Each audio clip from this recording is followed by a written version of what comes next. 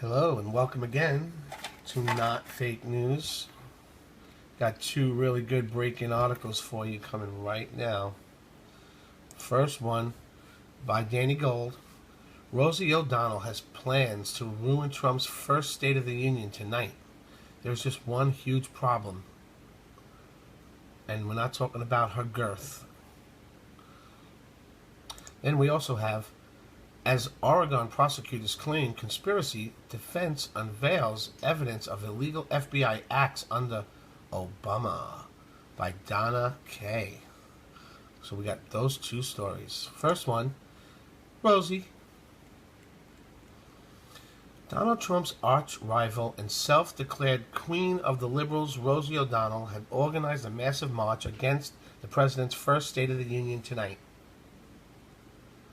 She's expected to show up with hundreds of Muslims and illegal immigrants in a show of force against President Trump's at a rally outside of the White House that she has named a resistance address, defending American values in a time of moral crisis. There is just one problem. Trump's State of the Union at the Capitol building is not the White House. Oh my God, how stupid can these people be? They are so blind with ignorant rage that they are not even protesting in the right place. Leave it to the clown queen Rosie O'Donnell to do something as dumb as organizing a protest rally in the wrong place. Oh well, I guess you really can't fix stupid, can you? Well, Rosie O'Donnell's disgusting. I mean, both inside and out. You take a look at her, she's a slob. She talks like a truck driver. Rosie attacked me personally because I was very happy when her talk show failed. The other thing that failed, and this was a real monster, and everybody was suing her, was her magazine. Her magazine called Rosie was a total disaster. So I loved it. I gloat over it. I think it's wonderful because I like to see bad people fail. Rosie failed. I'm happy about it. She's basically a disaster. Well, she called me a snake oil salesman. And, coming from Rosie, that's pretty low because when you look at her and when you see the mind is weak. I don't see it. I don't get it. I never understood. How does she even get on television? I believe Barbara made a terrible mistake putting her on, and I think Barbara's probably paying a big price. If I were running The View, I'd fire Rosie. I mean, I'd look her right in that fat, ugly face of hers. I'd say, Rosie, you're fired. We're all a little chubby, but Rosie's just worse than most of us. But it's not the chubbiness. Rosie is a very unattractive person, both inside and out. Rosie's a person that's very lucky to have her girlfriend. And she better be careful or I'll send one of my friends over to pick up her girlfriend. Why would she stay with Rosie if she had another choice? She's trying to use ABC and The View to get even with me. But with me, we fight back. I'll probably sue Rosie because she doesn't tell the facts. As an example, I'm worth many billions of dollars. Now, she said I was bankrupt. I never went bankrupt. So probably I'll sue her because it would be fun. I'd like to take some money out of her fat ass pockets. I actually think they ought to look at her whole life and see where she's coming from because I think she's got some very deep-seated problems. Perhaps it should be Rosie that goes to rehab. Rosie is a loser. Man, why did he hold back? Anyways, if you think Trump is going to breathe through these buffoons like he always does and have a killer first State of the Union tonight, even with them, then share this out and celebrate our great new president. Next, as Oregon prosecutors claim conspiracy, defense unveils evidence of illegal FBI acts under the Obama administration. Barack Insane Obama. Donna Kay is a person who wrote this article. Did Obama conspire with FBI authorizing illegal activities at protests to falsely charge ranchers? Question mark? When one hears of the incident of corruption within a federal agency, it can stand to reason it may have been a lone rogue employee gone bad. But when there are 2 and 3 reports of illegal activities within an agency, there's a problem. When the illegal activities involve the same people investigating the same cases or standing against a perceived enemy of the government, then you have a conspiracy. A conspiracy against those legally exercising their rights under the First Amendment to peacefully assemble and protest overreaching government agencies, one enforcing illegal regulations never voted on or approved by Congress or in any state legislation. Then we must ask, how far up the chain of command does the conspiracy go, and who ordered the now proven illegal activities of the FBI? Was it the local bureau chief in Oregon, or were agents following the FBI chief at the helm of the federal agency in Washington, D.C.? Were the Attorney General and Department of Justice involved in the conspiracy? Both FBI head Comey and AG at the time Lynch were getting daily briefings on the Oregon refugee, on the Oregon refuge occupation, along with the Obama.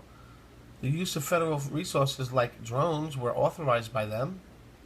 Did the President of the United States order an illegal crackdown using drone technology that led to the henchman-style assassination of an American citizen who was referred to us as the virus by a U.S. congressman in a secretly taped conversation? As more evidence is revealed in the Nevada Bundy standoff trial and 2 trials involving most of the same ranchers who stood up against illegal activities by the BLM, Black Lives Matter, in Oregon, what is the answer? The answer appears to be yes on all accounts, and yet, what will be done? Will Obama and his hand-picked FBI Chief Comey and former Attorney General Loretta Lynch ever be held accountable? A conspiracy to silence law-abiding Americans, pointing out to the American people illegal activities of federal agencies, corruption that affects the freedoms and rights of all Americans, as was the case in the Western Ranchers stand at Oregon's Malheur Refuge. A conspiracy to strike back in revenge against the same ranchers who, through peaceful means, forced the Black Lives Matter to back down and return property it illegally confiscated without any due process of law. The Oregon Natural Refuge is tax-supported public property owned by the American people, falls under the protection of the Constitution for people to gather and protest on the land, regardless of how the MSM and the federal government chooses to mislead the American people. The following video is an excellent breakdown of just how the facts of the Oregon refuge occupation and history leading up to the protest and the trumped-up charges against the Hammond family and the protesting ranchers.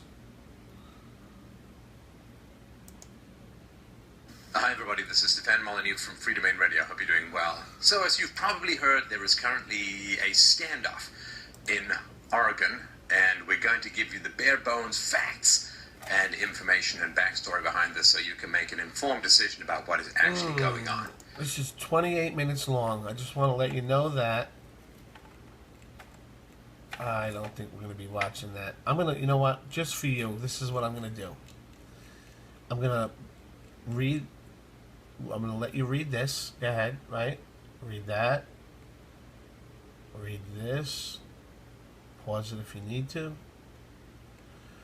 Because I think we know as much as we want to know about that. In case you want to know. What's this?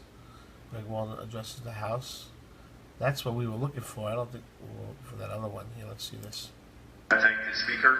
24 minutes of this. No way. Mr. Speaker, so I'm sure my colleagues are aware of the situation in Harney County, Oregon, where a group of protesters, armed, have overtaken a federal facility, the National Wildlife Refuge. This group is led largely by people who are not necessarily from Oregon, although they obviously have supporters from Oregon. They are originally there to protest the sentencing of Dwight and Steve Hammond. I know the Hammonds. I've known them for probably close to 20 years. They're longtime responsible ranchers in Harney County.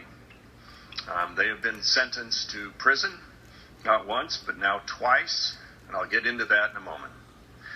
But the point I want to... Okay, we're not playing 29 minutes of that. It's not happening. Sorry, guys.